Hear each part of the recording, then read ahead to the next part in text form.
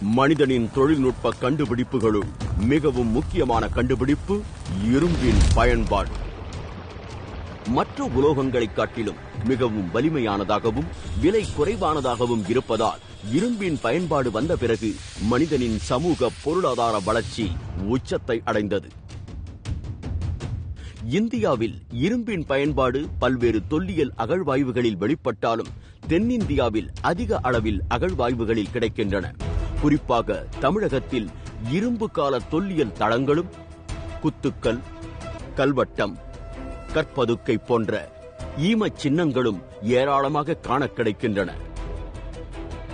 தமிழ்நாடு அரசு தொல்லியல் துறையால் அண்மை காலத்தில் நடத்தப்பட்டு வரும் தொல்லியல் அகழ்வாய்வுகளில் கொடுமணல், கீழ்நமண்டி, மயிலாடும்பாறை, ஆதிச்சநல்லூர், சிவகளை போன்ற தொல்லியல் தளங்களில் இரும்பினால் செய்யப்பட்ட தொல்பொருட்களும் இரும்பு வாள்களும் ஏராளமாக வெளிப்பட்டுள்ளன. சிவகளை தொல்லியல் தளத்தில் முதுமக்கள் தாழியினுள் படையல் பொருளாக வைக்கப்பட்டிருந்த நெல் தானியங்கள் கிடைத்ததோடு இரும்பு பொருட்களும் வெளிப்பட்டன. AMS கரிம கால கணக்கீட்டு முறையில் படையல் பொருளாக வைக்கப்பட்டிருந்த நெல் மாதிரியும் அகழ்வாய்வு குழியினுள் கிடைத்த கரிம மாதிரிகளும் பகுப்பாய்வு செய்யப்பட்டன. மேலும் OSL முறையில் பானை ஓட்டு மாதிரிகள் ஆய்வு செய்யப்பட்டன.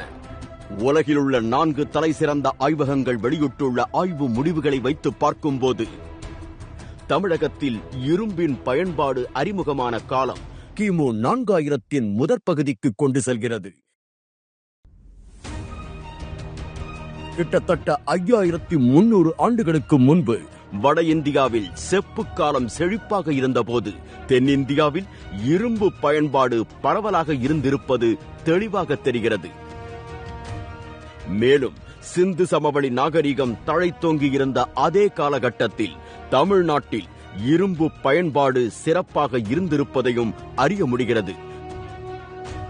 இதன் மூலமாக தமிழ்நாட்டு அகழ்வாய்வுகளில் கிடைத்திருக்கக்கூடிய இரும்பு பொருட்களானது இந்தியாவில் இதுவரை கிடைத்திருக்கக்கூடிய இரும்பு பொருட்களிலேயே காலத்தால் முந்தையவை என்பதை அறுதியிட்டுக் கூறலாம்.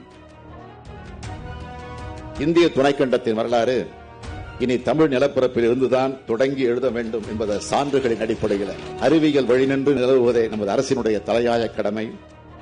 இரும்பின் உறுதியோடு உறக்கச் சொல்வோம், இந்திய துணைக்கண்டத்தின் வரலாற்றை இனி தமிழ் நிலப்பரப்பிலிருந்து தொடங்கி எழுத வேண்டும் என்று.